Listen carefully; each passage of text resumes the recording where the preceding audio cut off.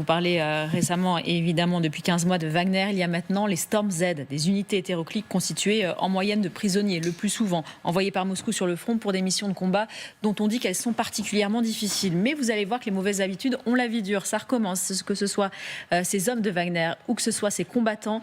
Tous se plaignent des mêmes choses. Manque de matériel, de munitions, et ils en appellent au ministre de la Défense, Sergueï Shoigu. Bonjour. Je voudrais m'adresser au ministre de la Défense de la Fédération de Russie, Monsieur Sergueï Shoigu. Récemment, la compagnie Storm Z et moi-même avons enregistré une vidéo pour lui demander son aide concernant le fait que le ministère de la Défense ne tenait aucune de ses promesses. Aujourd'hui, nous nous trouvons dans une situation très difficile. Il ne tient aucune promesse. Après cette vidéo, nous avons commencé à être projetés dans les assauts et les lieux les plus terribles qui soient. Il n'y a pas longtemps, nous sommes revenus de l'assaut. Et pour que vous compreniez bien, ces 6 personnes devant vous sont les restes de 3 pelotons. Il n'y en a plus. Lorsque nous sommes revenus de l'assaut, on nous a demandé « Êtes-vous encore en vie ? Si vous êtes encore en vie, retournez à l'assaut. » Les commandants nous font avancer sans aide, sans armes et avec des tirs croisés. On ne sait pas très bien de quel côté tirer. Alors ça fait quand même beaucoup de monde, hein. Ça fait presque une centaine d'hommes, allez, on va dire 90 morts au combat, il y en a que 6 qui en réchappent. Et Magali, c'est pas la première fois que ça veut dire ces soldats. Alors, quand on les voit habillés comme ça, effectivement, ils ont pas l'air d'être des soldats, mais ce sont des soldats.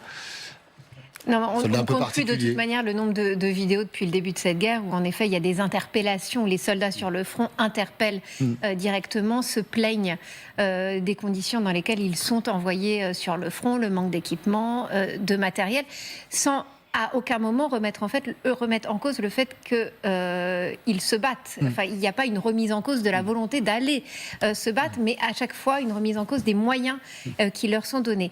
Et c'est vrai que ces hommes-là, on les a déjà vus dans une précédente vidéo dans lesquelles ils interpellaient Shoigu. Donc ils ont fait deux vidéos consécutives et c'est vrai, ils se plaignent. Storm Z, il faut bien savoir de ce dont on parle. En fait, ce sont pour l'essentiel des détenus qu'on est allé chercher dans les prisons et qu'on a remis sur le front. Wagner pouvait le faire il y a quelques mois. Vous savez que justement le ministre de la Défense avait empêché ensuite Prigojine de continuer à recruter dans les prisons et maintenant se réservait justement cette c'est le nouveau vivier du ministère des Armées potentiel. L'ISW, l'Institut pour l'étude de la guerre, expliquait d'ailleurs sur Storm Z, donc ces hommes-là, des hommes de piètre qualité, au moral faible. Il est peu probable, ça c'est ce qui est écrivait il y a quelques jours l'ISW, peu probable que ça amène véritablement un avantage aux troupes, à l'armée russe sur le terrain. Et on voit bien, quand on les écoute, à quel point ils sont envoyés en première ligne, comme l'était finalement une partie des combattants de Wagner, notamment dans la bataille de Bakhmout. Ils essuient des pertes qui sont considérables et ils en appellent évidemment à la direction du ministère de la Défense pour essayer de trouver, de récupérer des armes, de l'armement. Et manifestement, il n'y a aucune réponse du côté de Shoigu, donc le ministre de la Défense. Parlons-en avec vous, Christophe Timosky. Merci. Vous avez déjà beaucoup évoqué justement ces combattants Wagner. On en avait parlé avec vous récemment, ou le front. Qu'est-ce qui différencierait ces combattants de Wagner de ces unités Storm Z? Puisque on le voit, eux ont un salaire minime. C'est peut-être les primes, c'est peut-être parce qu'en fait l'efficacité c'est pareil, efficacité stratégique moindre sur le front. Finalement, ils sont quasiment pareils. C'est peut-être juste le salaire qui les différencie. C'est de la chair à canon là aussi. Alors, vos intervenants l'ont fait remarquer, les unités Storm Z sont essentiellement composées de prisonniers qui étaient dans des colonies pénitentiaires en Russie, où on est allé effectivement les chercher. Alors, je dirais que l'aspect financier, sûrement, on leur a promis de l'argent. Combien? C'est difficile à dire, sûrement pas autant que les troupes d'élite de Prigojine, ça c'est clair. Sur tous les films qu'on voit, parce que ça tourne depuis maintenant 2 semaines, ces gens se plaignent également de ne pas être payés. Donc ça fait 3 mois qu'ils n'ont pas reçu de solde. Donc là, évidemment, le moral en prend un coup. Au niveau de l'équipement, comme ça l'a été dit, ils ne sont pas équipés avec des équipements de top niveau. Il y a également des films qui ont montré des unités ukrainiennes qui prenaient des tranchées de position russe où ils retrouvaient de vieux fusils en bois de style Mosin Nagant, Deuxième Guerre mondiale ou même Première Guerre mondiale. Donc je dirais que c'est des hommes qu'on est allé chercher. On leur a promis monts et merveilles. On les a formés pendant 10-15 jours. Et puis après, on leur a donné un fusil en bois, une gourde, et puis en avant, advienne que pourra, si je puis dire. Donc aujourd'hui, ils se trouvent un peu démunis, puisqu'on sait qu'ils n'ont pas vraiment d'encadrement, ils sont sur le terrain, ils n'ont pas à manger, rien à boire, peu de munitions, ou voire pas de munitions du tout. Un fait qui pourrait être intéressant, c'est lors de cette révolte de Prigojine, on a également vu des films d'unités Storm Z qui se ralliaient à Prigojine. Alors maintenant, il m'est très difficile de dire si ces unités en payent le prix aujourd'hui et si l'état-major russe les utiliserait comme chair à canon pour s'en débarrasser le plus rapidement possible pour ne pas avoir à affronter de nouvelles grosses révoltes de la part de ces gens-là. La deuxième chose qu'on peut dire, comme ça a été évoqué par votre invité, les pertes sont très, très élevées parmi ces unités. On avait vu ces unités partir pendant la bataille de Bakhmout avec pratiquement pas d'équipement ou très peu d'équipement, partir à l'assaut des positions ukrainiennes par des petits groupes de 10. Il y en a pratiquement pas beaucoup qui en sont revenus. Les pertes sont estimées entre 15 et 20 000 juste pour la bataille de Bakhmout. Maintenant, les 3 derniers films qu'on voit tourner sur les réseaux, il y en a un où ils disent qu'ils étaient 150 au début, ils sont plus qu'une petite dizaine. Donc, je veux dire, comme ça a été également évoqué, ISVW le mentionne très bien, c'est pas ce qui va donner un avantage aux Russes sur cette campagne. Maintenant, vous pourriez me demander où ils sont positionnés. Donc, moi, j'ai regardé sur mes petites cartes. C'est pas le film que vous avez montré aujourd'hui, mais c'est un film qui est un peu plus ancien, de 4 jours, où les gens se présentaient de la 34e brigade russe d'une 6e compagnie. Donc si je regarde mes petites cartes, c'est à l'ouest de Zaporijjia, donc là où il y a manifestement beaucoup d'attaques ukrainiennes ou d'avancées ukrainiennes. Évidemment, ce n'est pas des grosses avancées, mais les Ukrainiens avancent tous les jours petit à petit. Et c'est là où on peut utiliser ces hommes, comme le faisait remarquer un de vos invités la semaine dernière, Jean-Dominique Merchet. Les Russes, oui, se sont préparés. Oui, ils ont des tranchées. Maintenant, il faut mettre des hommes dans ces tranchées pour pouvoir garder ces positions. Une tranchée vide, sans hommes, ça ne sert à rien. Donc, évidemment, ces hommes peuvent être placés ici et là, avec leurs fusils, quelques munitions, une gourde d'eau, et puis on leur dit, bah voilà, maintenant vous allez défendre. Donc, ce n'est pas une position très confortable pour ces gens-là. Et je remarquerai aussi que, pour moi, c'est même plus comment vous expliquer, parmi les films qu'on voit, c'est même une espèce de complainte de ces gens-là pour que quelqu'un, qui que ce soit, vienne les aider, parce que comme ça a été mentionné, ils ne savent même pas dans quelle direction ils doivent attaquer, ils ne savent même pas dans quelle direction ils peuvent se replier. Maintenant, il a été aussi mentionné que ces unités ne bénéficient pas de système d'évacuation. Donc, s'ils sont blessés, ils sont laissés tout seuls. Il n'y a personne qui va venir les chercher. S'ils arrivent à se replier, il n'y a pas de système d'évacuation pour ces gens-là. Et puis, comme je vous l'ai dit au début, ils n'ont rien à boire, rien à manger, pas de munitions. Et puis, ça fait 3 mois qu'ils n'ont pas été payés.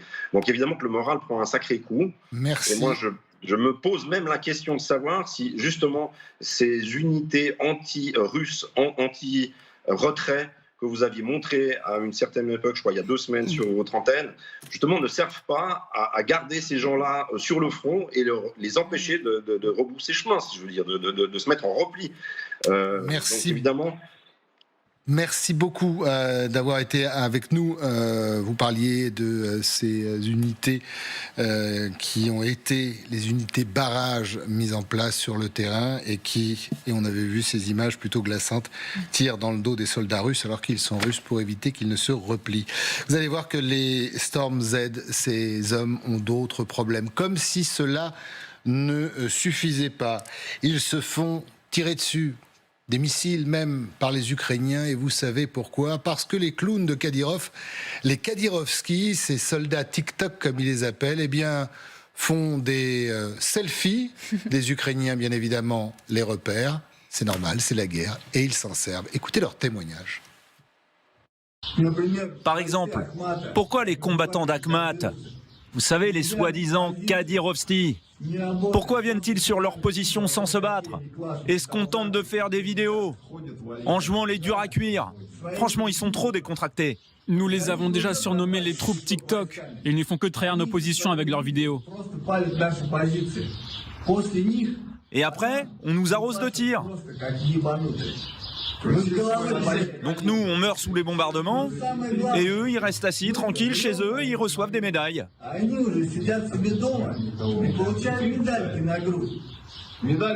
Ils reçoivent des médailles et boivent du thé. Donc la question c'est, ils sont plus russes que nous? C'est avec attention que le général écoute. Oui, parce que dire? C'est ça qui est terrible. Ça me dépasse tellement ce manque de considération du combattant quel qu'il soit.